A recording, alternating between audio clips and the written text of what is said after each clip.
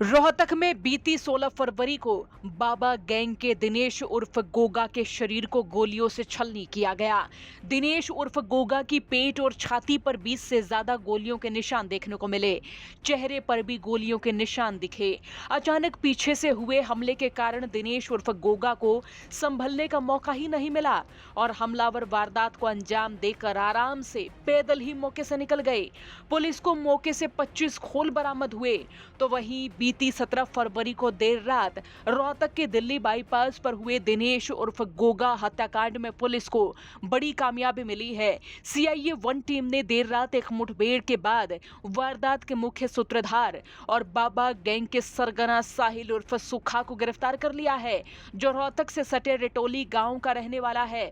दिनेश उर्फ गोगा बाबा गैंग का ही सदस्य था। वारदात को अंजाम देने वाले बदमाश हिमांशु भाऊ गैंग के सदस्य बताए जा रहे हैं, क्योंकि दोनों गैंग के बीच साल 2019 से तगड़ी दुश्मनी चलती आ रही है। पुलिस के मुताबिक मुठभेड़ में पकड़ा गया साहिल भी बाबा गैंग के साथ ही जुड़ा हुआ था और इसने भाऊ गैंग के लिए दिनेश की मुखबिरी की थी और इसने ही शूटरों को दिनेश उर्फ गोगा की लोकेशन बताई थी।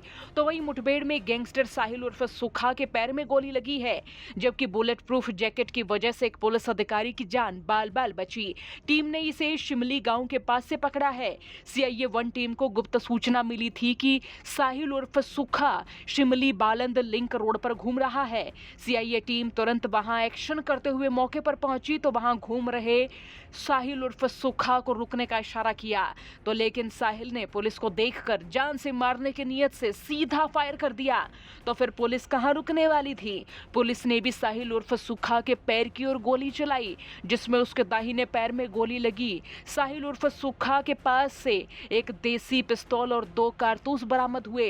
हालांकि प्रारंभिक जांच में सामने आया है कि साहिल उर्फ सुखा रोहतक के बाबा गैंग से जुड़ा है, और जबकि साहिल उर्फ सुखा ने भाऊ गैंग के लिए दिनेश उर्फ गोगा की मुखबिरी की थी और इसने शूटरों को गोगा की लोकेशन बताई थी। आपको बता दें कि बाबा गैंग रोहतक के रेटोली गांव का रहने वाला अंकित चला रहा है। अंकित उर्फ बाबा पर साल 2016 में पहली बार मारपीट, धमकी और SC/ST एक्ट के तहत केस दर्ज हुआ था। जमानत पर बाहर आने के बाद साल 2018 में मारपीट और धमकी का मामला दर्ज हुआ। साल 2022 में इस पर हत्या का केस दर्ज हुआ और इसके बाद साल 2023 में इसे पुलिस ने गिरफ्तार कर लिया और तब से जेल में बंद है। तो वहीं अंकित की रिटोली गांव के ही हिमांशु से दुश्मनी है। हिमांशु भाऊ गैंग चलाता है। हिमांशु भाऊ रोहतक के रिटोली गांव का रहने वाला है और साल 2019 तक ये एक नॉर्मल स्टूडेंट था। पढ़ाई के दौरान ही इसने फायरिंग कर दी थी और फिर इस पर हत्या का केस दर्ज हुआ। इस समय हिमांशु की उम्र महज 17 साल थी। रोहतक पुलिस ने जब हिमांशु को फायरिंग केस में पकड़ा तो ये नाबालिग था। फिर इसे हिसार के सुधार घर में सुधरने के लिए भेज दिया गया, लेकिन यहाँ से हिमांशु भाग निकला। इसके बाद ये कभी पुलिस के हाथ ही नहीं आया और उस पर रोहतक और झज्जर के अलावा दिल्ली में केस दर्ज होते चले गए, जिसके बाद हिमांशु गैंगस्टर भाऊ बन गया और इस पर हत्या के प्रयास, रंगदारी, अवैध हथियार रखने और गैंग वॉर से जुड़े कई मामले दर्ज हुए।